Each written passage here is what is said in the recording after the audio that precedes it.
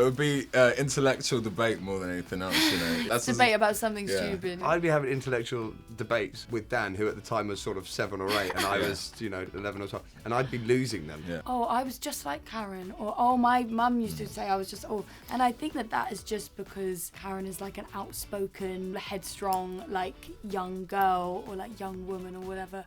Hi, my name's Tyger Drew-Honey, and I play Jake in Outnumbered. I'm Ramona, and I play Karen. I'm Daniel, and I play Ben. And we're chatting with Cosmo UK.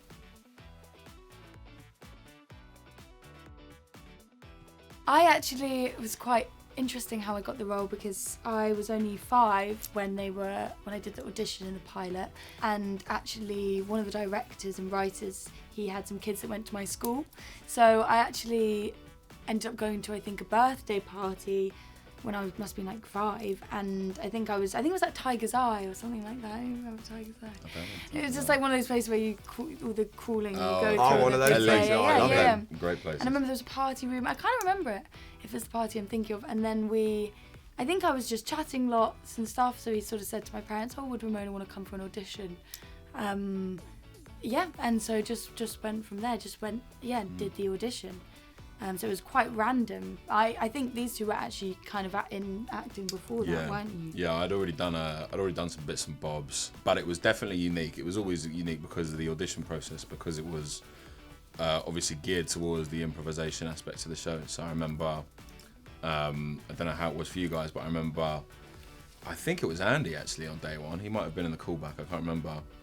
One of the writers, directors, and he basically just said, "You have to argue as to why you need to stay up to watch Little Britain." This might be complete nonsense, but I have a general feeling it was something to do with him being able to stay up and watch Match of the Day, and how unfair it was that he could watch his thing and I couldn't watch Little Britain, which was 2 hours earlier, which is fair enough, you know. It's a solid argument. Yeah, and I'm pretty sure that was all me too. So yeah, Hugh came to one of them and we did a back and forth, but. Oh, that's cool. Yeah. Yeah, mine was similar. I just had to try and distract my dad from watching the TV with the toy. And I think you had something similar as well, but yours was quite interesting. Yeah, I did have something similar. So, so I'd had an agent for a little while, doing voiceovers mainly, and then this was my first audition for a screen job. And yeah, similar to these guys, there was no preparation of a script or any material for the audition. It was I was given a scenario. My scenario to improvise around was that I'd just come home from my first day at big school, and I hadn't had a very good time because I was getting picked on, but I didn't want to tell my dad that. But Dad could sense that I was upset about something, and so it was this back and forth about trying to give him, drip feed him information, but not tell him that I was getting picked on.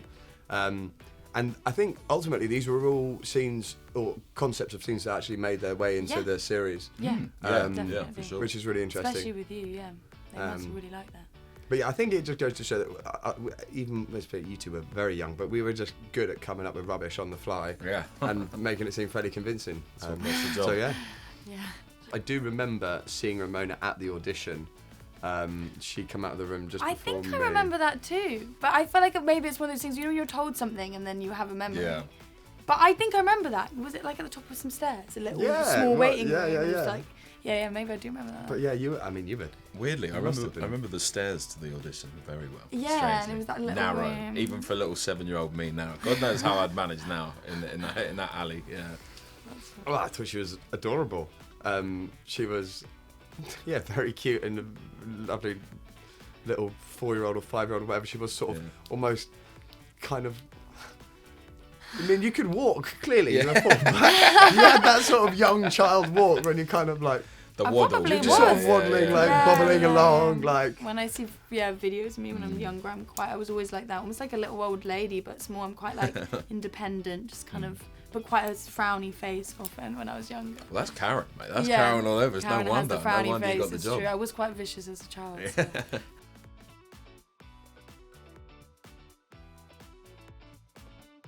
I remember Tyger was cool. You're that sort of I'll age. pay you later.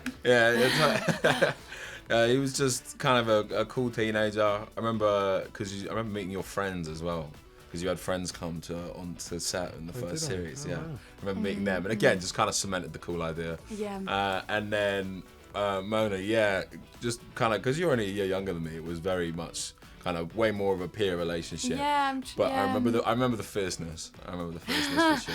That's funny. Yeah, because I remember filming the pilot, like not all of it, but I don't actually remember I don't remember meeting either of you for the first time. It's just like then we were just friends. But yeah, definitely Tyger was like the cool, like, do you know what I mean? You had like cool, like, because you've always seemed like the same age. What do you mean? You didn't seem young, like you seemed like the same, like old. And yeah, you always had like other friends even that they would cast as your friends, and then you'd get to hang out with them, and then they would come and we'd be like, oh yeah, that's the Jake's friends in the episode. And you had that girl as well that used to come, and because Jake has a girlfriend, doesn't he? She was around a lot, but it was always like the cool older, like it's funny. Yeah, I remember the first day on the set when we got into shoot the series, but I also remember shooting the pilot, which was at one of the director's houses, was it? Yeah. And yeah, I remember turning up in the morning, going to the green room, and then I remember these guys rocking up, and I just I thought Dan was crazy. Wow, this kid's got a lot of energy. But yeah, I remember quite clearly. So I was 10 at the time, and so obviously I might have a bit of a clearer memory maybe than these guys. But yeah, I do remember it. It was I didn't know it was going to be quite a pivotal day in my life, but it was, and yeah, happy to have been there.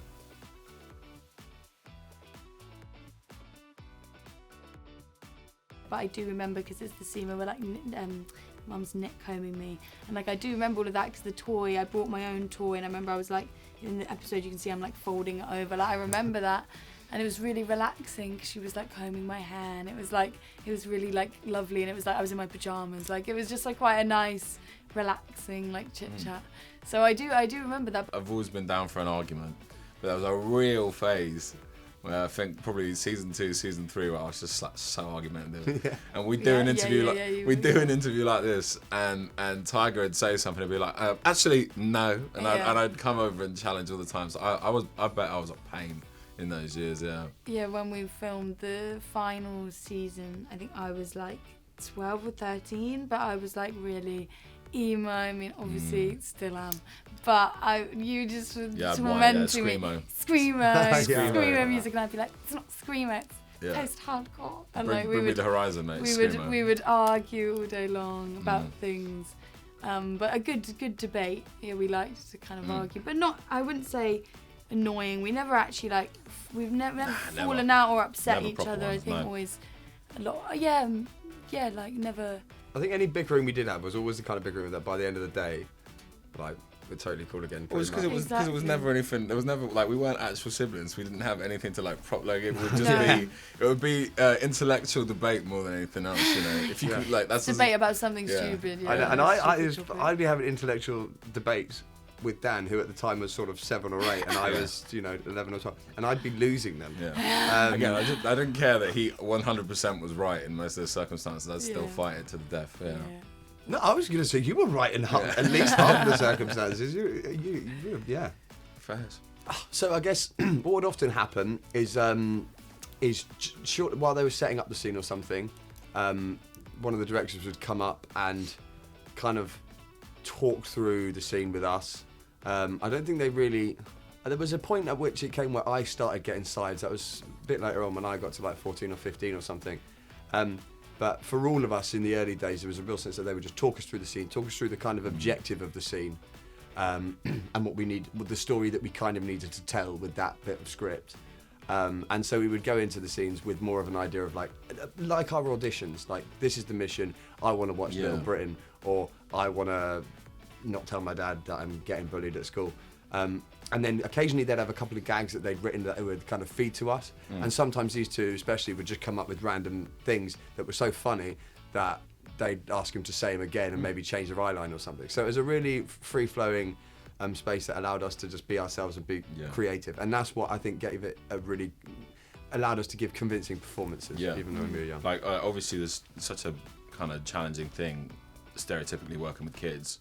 And so the emphasis was always about making it as comfortable as possible, an environment to bring out the most realistic performance. And I think, to be honest, in that, like doing that briefing, they used to call it briefing, doing that model, it actually worked because you say, how did you think about it in the run-up? I didn't really. You get given a brief, and then you just go with it. And as well, they just kind of, for the big debates and things like that, which were very improv heavy, they just let you run, and then they'd tell you some gags beforehand, and they'd kind of maybe feed those in and just kind of edit it out if it was going dry, and then as you said, if you said a good one, they'd feed that in again for following takes.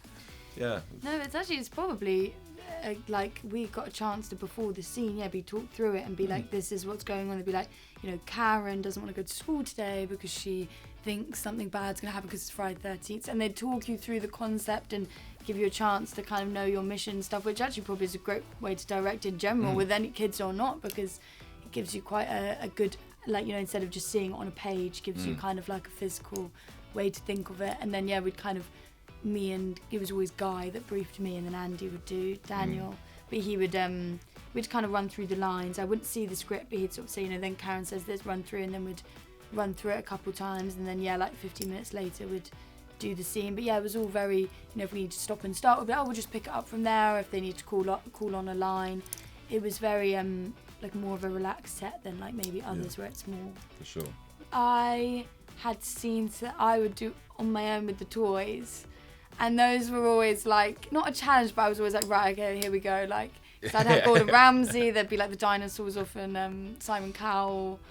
Like, there'd be a lot going on, and it'd usually be like, okay, so this is X Factor, and I'd have to sing a little song, and then that's rubbish, and it's sort of, and that was quite, not challenging, but it's like, it's a good thing that it was always such a fun set, and I always felt comfortable, because even when I was young, I remember thinking like, I have to sing, or what if I sound bad, and stuff like that, which is obviously silly because I was very young, but that was definitely like a funny one, because it's just you on your own. But those they work quite well, those scenes. And I love Gordon Ramsay still. It was the farm episode, and it's Ben running around the playground, and I remember they just kind of let it run, and so I just kept running around this playground and then going up and down and doing all this madness. I remember being absolutely deaded afterwards. I think I had a nap after that scene because I just ran myself to the ground. Yeah. That's really funny. Whereas I think the point at which I actually started sort of getting the scripts, I remember we did one Christmas special when I was about 17, and I was looking through the scripts, and I could sort of tell that a lot of my lines were actually quite funny, and that they'd been written to be delivered as they were written. And it was the first time I sort of felt, actually, I've sort of got to learn these lines now, and learn how to deliver them funnily, and do it in the right beats. And there was a little shift where I suddenly felt like, actually, there's slightly more pressure on me now, because I can't just rock up and be told the scene, and the funniness just comes. I felt there was a sense of, actually, I've got to deliver this now. And whether that was the case or whether that was just my ego just like sort of being a bit pompous, I don't really know. But that was the only I think it's like thing I would really think of. Self-awareness that comes with when you get older. Like when you're younger, you're not obviously so self-aware to, you're not looking at yourself trying to think, how am I coming across? Like exactly, when you're older, you're like, oh yeah, this is comedy, right? How am I going to say it? Yeah, like they're really trusting me now. I think part of it as well is the age, because I remember getting older and being more conscious, and I guess that was a challenge in and of itself. Just kind of, because that's arguably the most awkward stage of your life, and you're not only kind of doing a job, but also doing a job like Outnumbered, where there almost is more of a pressure on you to kind of conjure and fill the gaps. And again, great set to have a pressure like that because it was so relaxed, so it didn't feel that kind of externally put on you at all. But it's just, again, being an awkward teenager, those thoughts are going through your head, whatever you're doing, Exactly, yeah, definitely. I think one of my favourite lines of Ramona's is when she's Karen is running away, and I don't know what they gave you, but I think Mum says, just say some random places that you're going to run away to. And I can't remember, he said, I'm going to Dorking. Greenland, Greenland, somewhere, or Dorking. Dorking, yeah. I don't know if that was all you or that whatever, is quite funny. but I just remember thinking that was so random and funny. One of my favourites is when it's in the airport, and I think you've let Ben have coffee, and he's had like loads. And then the dad is like, he's like, what's happened to Ben? And then you're like under something, and you're like, I feel zingy zangy, and you're like bouncing up and down, and then he's like, oh god, that's just I just love that bit. It's the delivery. It's just so funny. I think for me, I mean, again, nothing else immediately comes to mind. There's definitely some gems out there. The one that sticks with me is it's young you doing the Gordon Ramsay. Doing the Gordon Ramsay, and, Really? it's the final bit of it, because I think the editing makes it perfect. It's the bit, because you do all these kind of really long ones, bleeping, and then you just pick up kind of some clown dolls, and it's like, and you're just a pair of clowns, and you throw them away. Immediate scene cut. Yeah, I love that. That's really funny. I think because the big clown was Gordon. Yeah. I think. Bleep. Yeah. It's really funny. Oh yes, easily the entire Spartacus play. Not even hard. Like, of course, it's supposed to be cringy. So I look back at that, like that first kiss, it's cringy. And that girl was like, what, 2 years younger than me as well. And and I remember, I knew her brother. I remember getting rinsed. I remember getting rinsed for that. Yeah. Oh no. Yeah. So easily the whole Spartacus thing. I actually rewatched it recently, and then heard my landlord living above me. I heard the music playing from it, and even though I wasn't watching it at the moment, I was cringing listening to that. Oh my listening to those God. Spartacus musical songs. Yeah. I need to rewatch that. You reminded me. Oh God. You got anything? Well, mine would probably also just literally be, it's the only, I have seen it now, but it's the only ever scene that I was like, I'm not going to watch it, was just where I'm wearing the swimming cap in that season. They made me wear a swimming cap and my ears are out, and I was like, look, I'll do it, I'm just not going to watch it when it comes to it. But I have seen it now, and it's whatever. But that, I don't really like to have my hair straight in my ears. I always feel like they stick out. I think there's one bit that I sort of cringe at. I haven't really seen this in years actually, but I remember I did cringe at it a lot. I think it's my second line in the entire show in series 1. I walk into the kitchen and I go, "Can Jake get a note to say he's late because his family is useless?" And then Dad says something like, "Oh, calm down." And then I say, "I'm going to be late for my first day at big school." And for some reason, I just went into falsetto to the word school. And it's there, and it's in the can, and it's really been funny. immortalised in that scene. And I've got no idea why I chose to do it, or why my body did it, or why they didn't get me to do it again. But it's there.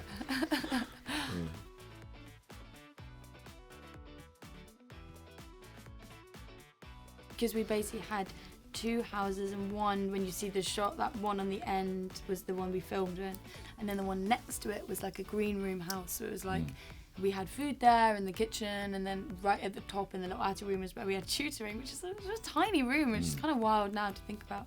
Really and little. then and then there was a little green room where all our mums would hang out, so it was like quite interesting. And then we had a little pathway in the garden, so that's how we'd get back and forth between the houses. But yeah, that was really unique, I guess, and definitely made for a nice environment. I guess they did it that way so that we could clearly have time on and off set, but without travelling between like the set and then the green room. So it was like had to be as quick as possible. So I guess quite clever, but we loved it because we were always just hanging out in the tutor room, and like there was a sort of bed, and you were always asleep whenever I arrived. I loved just You always always napping on because their you had beds. to get up really early because the house was nearest to where I lived because I was the youngest, so I was quite lucky in that. But yeah, no, it was great. We did shoot occasionally on location for Outnumbered, and it's a much less comfortable way to film because you go from the set to your trailer, and obviously the trailers are quite nice, but they're a bit small. And And then you're not together. It was a bit less fun. you can't just like walk down the stairs and get a cup of tea and go in and mess around in the green, We was always playing Club Penguin, weren't we? We loved Club playing Penguin. fishing on Gosh, Club what a blast from the Penguin. Yeah. And you were a ninja, weren't you? obsessed. Yeah, I was, mate. Yeah. I was. We'd always be Club through the Penguin fishing ninja. music. Dominating that dojo. Yeah. The plus, but also what you said is also completely true, because that's another aspect of it. When you film on set as a kid, obviously you can't stay in front of the camera for as long as everyone. You've got all these protective regulations around you, and when you're on location, sometimes it's not time efficient to go all the way back, so you end up stuck in these boring limbos. Isn't that you're separate from everyone? You can't even go do tutoring. You're just ending up kind of loitering about 15 minutes away because they can't have you actually on set anymore. Yeah. So yeah, no, the convenience of the 2 houses next to each other made it all so much smoother. Yeah, we were in that house for 2 months at a time, every day. After like a week or 2 of season 1, you get to know it. You know all the crew. You know where everything is, and then it's just kind of coming back to it. It's sad, that the rent's moved on. To be honest, yeah.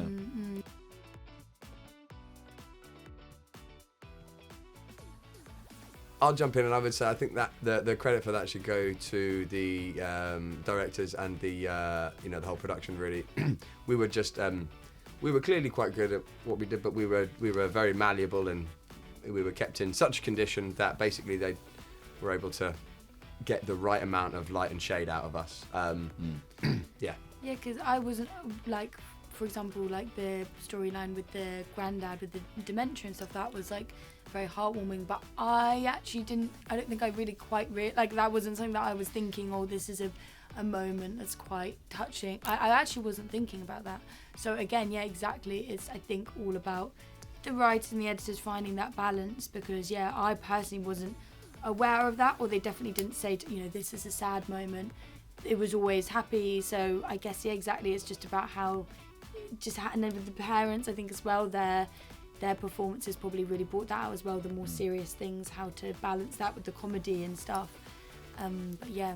Yeah, I'd agree. I'd say that most of that weight wasn't really on our shoulders. I wouldn't want to take away from the writing or directing at all. Like I think what Tyger says is very valid, but I also think that like, as with a lot of the show, I imagine they probably again had that in mind when casting us and when writing our dialogue, because they knew us. Like I don't really think Ben really had to tackle that many serious, at least kind of as head on as for instance you might have. Yeah, no, it was mainly with bullying. Jake, like, I think. But also just kind of, I know for the way I was raised, that's kind of the approach to a serious situation is, you try and make light of things, you don't really want to wallow. And as with a lot of our characters, I think they kind of saw aspects of that in us and built it around that, Well, actually, I don't really go on TikTok. Like, I think I never downloaded it, and so now like I forget to go on it, but I do scroll on Instagram, so I'm not no better. But I don't see stuff so much, but my friends sometimes say they always see edits and stuff. But one of the loveliest things, and this is something that people always say to me as well, they often say, oh, I was just like Karen, or oh, my mum used to say I was just, oh, my people have always said us. And I think that is just because Karen is like an outspoken, like really headstrong, like young girl or like young woman or whatever.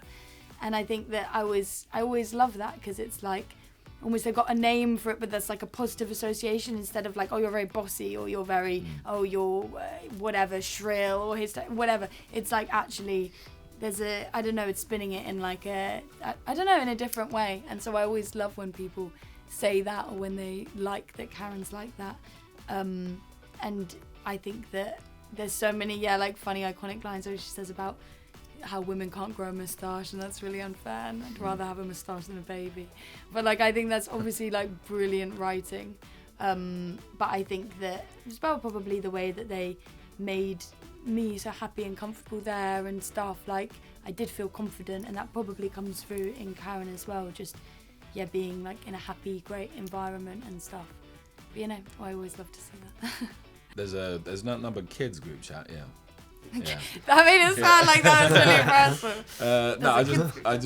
impressive. We created it only recently. It's only recent. Plus, as far as we're aware, actually we clarified. We can tell the story. Yeah, we clarified this when we were on set this time, that the parents, neither of them are kind of really on social media at all. Yeah. And we didn't know this because I and you had received a follow from Claire Skinner and Hugh Dennis a couple of months ago. and again their behaviour on the app was kind of, it was boomerish. It was kind of what you'd expect from someone of their generation on Instagram. And so we just kind of ran with it thinking it was them, and then when we actually raised it to them after months, you were interacting directly with her. It's the funniest thing I've ever had in my whole life. I thought it was Claire. I was like, hey, you just joined Instagram, didn't you? She said, no. Yeah. I said, but we've been talking. She said, no, we haven't. I said, oh my gosh, I showed her. She was like, that's not me. I'd tagged the account and stuff. Yeah, it was. I think I got the account taken down, and then, but I think Hughes is still up there. But doesn't have many followers, but says something like, I love to play golf or something. Yeah, he's like, I don't play golf at all. The only thing that could make that story funnier is if they'd actually been communicating with fake accounts of you two. Yeah, that would be really funny as well. Yeah, no, exactly. I'd been like, can't wait to see you, like, great to see you on Instagram. And they'd be like, yeah, I can't wait for the Christmas. I was like, can't believe it. I've been catfished almost by fake Claire. Yeah, literally. Shocked. Yeah, so if you see them on Instagram It's or not wider them. socials, it's not them. Report them. I assumed he was probably just. Well, I didn't think he was going to be a dad. I guess I don't know why. I mean, I was always playing a very similar age to what Jake was. So Jake's at this stage in time about 28, which is obviously well old enough to have a child. But I guess because that's just not reality in my life, I just didn't expect it to have been a reality in Jake's. So that was a really nice surprise. I was really excited to have learnt that. But other than that, I thought he'd just be mooching around, working some job he probably didn't like very much, looking after his parents in any way that he could because he's a nice lad. But yeah, I thought he'd just be mooching around with some job he doesn't like, maybe having some girl trouble or something. But in fact, he's a father and a loving father, which is nice. Yeah, I don't know. I kind of felt like with Karen, there's a whole kind of host of things directions they could go and stuff like that, things they could pick out that she would have taken on in her life. But mostly, I don't know.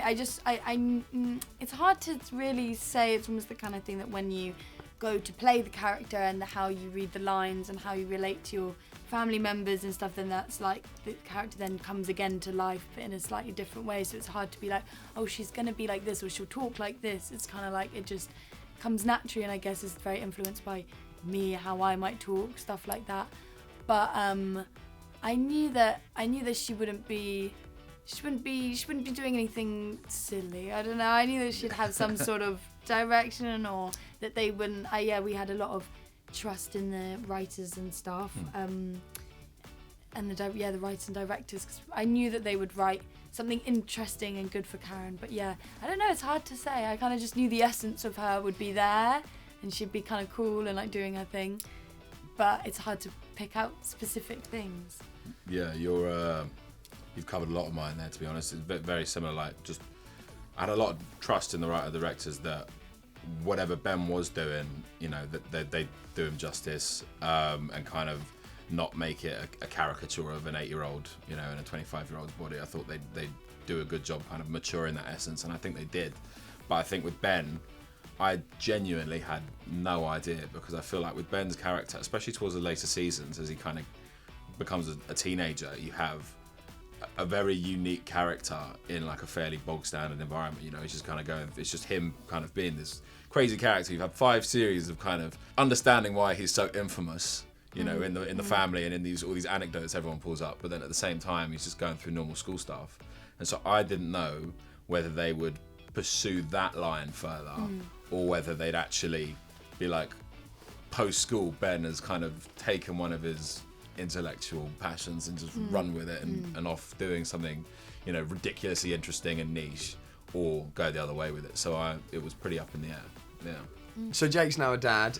Did I watch any of the old scenes with Hugh to see how he parented, or did I speak to Hugh the actor about how to be a good dad, or how to appear to be playing a good dad? No, actually, I didn't, and that's not because I don't prepare for my work, but it just didn't cross my mind. I think that's almost like how a child actually would be. Like, I feel like that's almost the thing where parents look at their kids going, yeah, well, that's exactly what I went through. You almost don't even think to, I don't know, I just kind of find that funny. Yeah, totally. But again, I think it comes down to, like, you know, the writing being really good, and there was some elements of improv in this special, but because we were all a bit older, they had a bit more faith in us, so we did get copies of the scripts and stuff, and it was you know, it was written into the lines, you know, and if I was going to be making or giving service to the script, then I was going to come across as a good dad, basically. So yeah. Who knows, man? Who knows? Never say never. Who knows? Yeah, exactly.